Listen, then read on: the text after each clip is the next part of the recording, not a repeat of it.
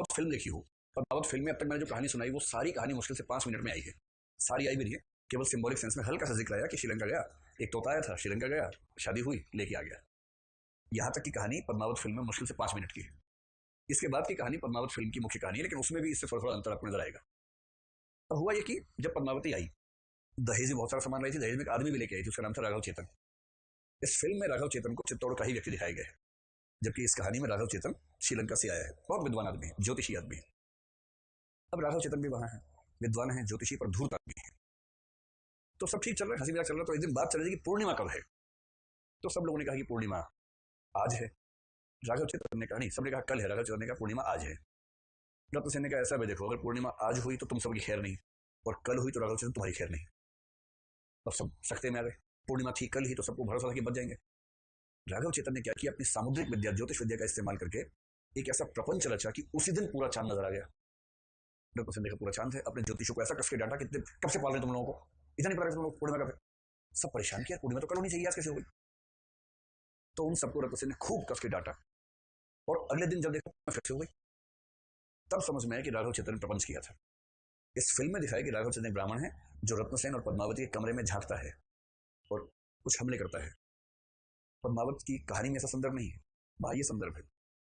अब रत्नसेन ने बुलाया राघव चेतन को, कहा कि भाई तुमने क्यों झूठ बोला पूर्णिमा के बारे में। तो वो क्या जवाब दे, और भरी सभा में उसका अपमान हुआ। अंत में उसने कहा देखो ऐसा है, तुम ससुराल से आए हो इसलिए मैं कुछ कह नहीं रहा हूँ, यहाँ के होते ना टांग देता। ससुराल से आए हो इतना ही कह रहा हूँ, यहाँ से निकल जाओ, चित्तौड़ में मुंह मत दिखाना अपना। उसने कहा ठीक है जी, निकल जाते हैं।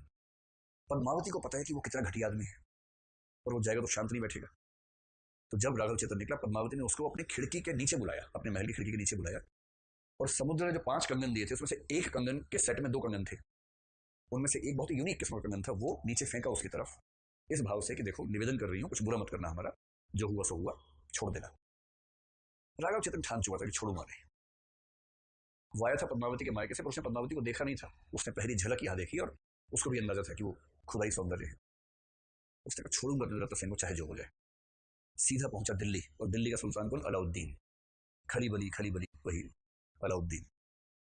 तो अलाउद्दीन के पास गया, अलाउद्दीन से मिलने की बहुत उसने कोशिश की, अलाउद्दीन मिलने को तैयार नहीं। अलाउद्दीन क्यों मिलेगा यार से, तो इससे बहुत ठीक है अपना कुछ संगीत वंगीत बजाया। तो अंत में अलाउद्दीन को पता लगा कि कोई अच्छा व्यक्ति है ये, तो उसको बुलाया, क्या हुई बताओ। अलाउद्दीन ने पूछा क्या बात है। उसने कहा मैं आपको पद्मावती के सौंदर्य के बारे में बताना चाहता हूँ। अलाउद्दीन बोला यार देखो ये सब हम रोज ही करते रहते हैं, हमें इसमें कुछ खास रुचि नहीं है, कुछ क्या बताना चाहते हो, ऐसा क्या है। मेरा वो कह रहे कि मैं तो ऐसा राजा हूँ, इतना लंबा टाइप का आदमी हूँ, जहाँ जाता हूँ वहीं सब करता हूँ, तो उसमें ऐसा क्या यूनिक बता दोगे मुझे। उसने कहा सुनोगे ना तब समझ में आएगा। उसने कहा सुनाओ, 5 मिनट टाइम, जल्दी सुनाओ बताओ। तो सुना दिया उसने फिर। और जैसे ही वर्णन समाप्त हुआ, वैसे ही क्या हुआ होगा, अलाउद्दीन बेहोश हो गया। पद्मावती बेहोशी की दवाई है, एनेस्थीसिया है बेसिकली, एक एनेस्थीसिया बनाना चाहिए, उसका नाम पद्मावती हो। जैसे ही इसके बारे में किसी को बताएंगे वो बेहोश हो जाएगा। तो वो बेहोश हो गया। फिर जब होश में बोला मुझे पद्मावती चाहिए, मुझे पद्मावती, बोले ऐसे थोड़ा ना होता है, रत्न सेन की पत्नी यही नहीं बताया चल मैंने आपको, चित्तौड़ के राजा की पत्नी है, मजाक मत समझो। बोला मैं दिल्ली का राजा हूँ, चित्तौड़ कीजिए मेरे सामने। बोला है तुम तो लाओ उसको, भड़का दिया उसको ठीक से। तो उसने ठीक है, उसने अपने विश्वस्त सहयोगी सरजा को भेजा कि सरजा चित्तौड़ जाओ, बोलो कि अपनी पत्नी को मंगवाया है, भेज दो। तो उसी टाइप के लोग थे, लंपट टाइप के लोग, उनको तो उन राजाओं का लंपटपन तो इसी तरह का है, जाकी कन्या या जाकी बीवी सुंदर देखी ताप जाए धरी तलवार। तो सरजा गया, सरजा ने कहा जी हुजूर दिल्ली से आए हूँ। अलाउद्दीन जी ने कहा कि अपनी पत्नी पद्मावती को भेज दीजिए। रत्न सेन राजपूत आदमी, पूछ के बाल पर गिर बैठने वाले लोग हैं। उसने कहा अच्छा इतनी हिम्मत, कह देना अपने शहनशाह को, सुल्तान को, जो हिम्मत हो कर ले, और चित्तौड़ युद्ध करने को तैयार है, आ यहाँ पर। बोला देख लो जी, हम तो युद्ध करते रहते हैं, एक और कर लेंगे, ऐसा क्या है, देख लीजिए। बोला देख लीजिए भाव। तो अलाउद्दीन को खबर मिली, अलाउद्दीन बोला कुछ भी हो जाए तो अलग प्यार की जग गई है मेरे अंदर, तो करना ही होगा युद्ध। सेना लेके खुद ही आ गया। वो बेरोजगार आदमी था, कुछ काम तो था नहीं भाई, कल्याणकारी राजा हो तो कुछ काम भी होता है, जब कल्याण करना ही नहीं है, कल्याण इसी सेंस में करना है कि मारो काटो सबको, उसे काम ही क्या है।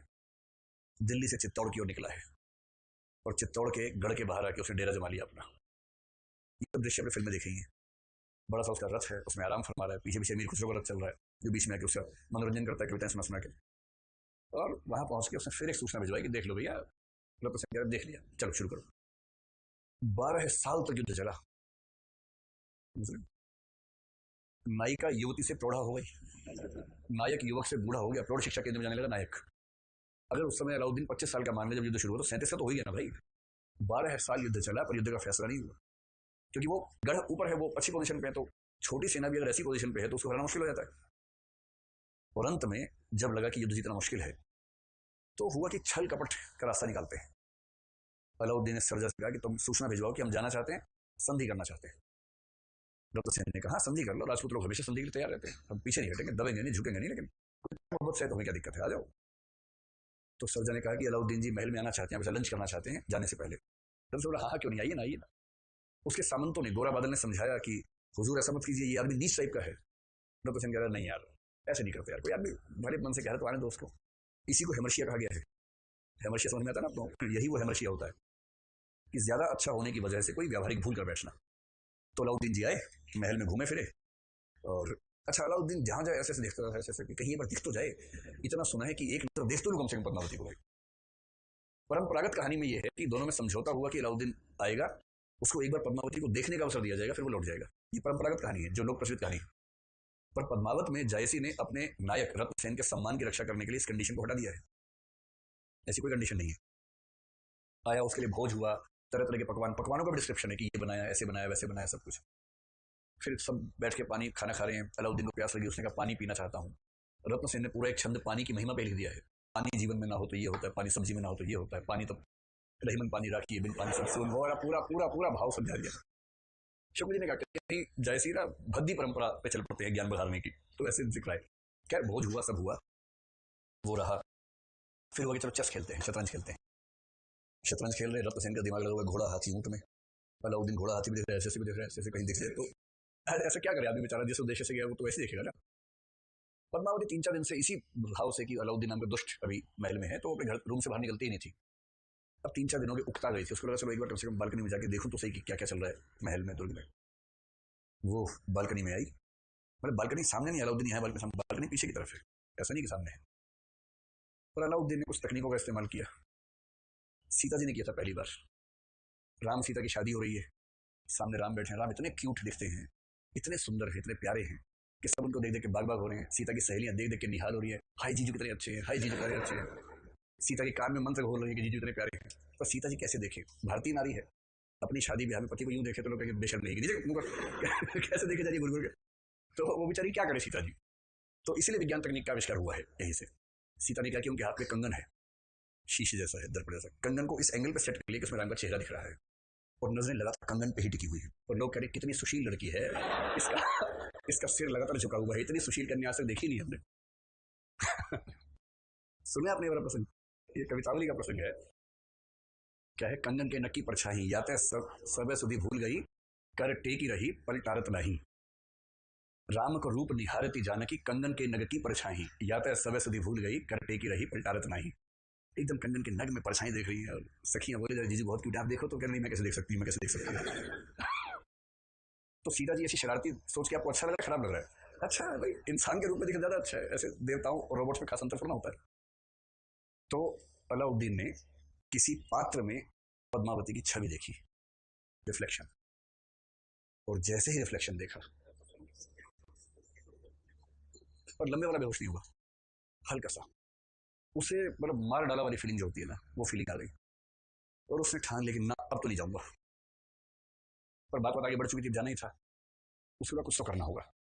अंत में ये होगा चलिए मैं कहता हूँ अलविदा, बहुत अच्छा लगा, 12 साल अच्छे गुजरे हमारे, और अब जाना चाहिए।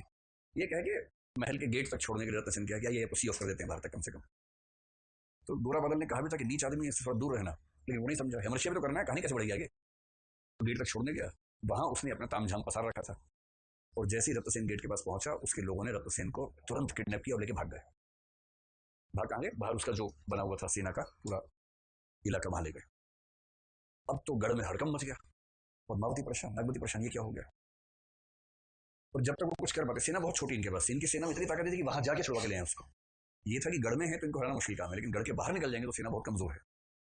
और अलाउद्दीन रत्नसेन को लेकर दिल्ली चला गया, जेल में उसको डाल दिया, वहां जाके लोहे की जंजीरों में बांध दिया, और मैसेज भिजवा दिया एक दूती के माध्यम से कि देखो रत्नसेन की जिंदा रहने की अकेली शर्त है कि पद्मावती दिल्ली आ जाए, अलाउद्दीन की रानी बन जाए, और रत्नसेन को छोड़ देंगे, उसके बिना नहीं छोड़ेंगे।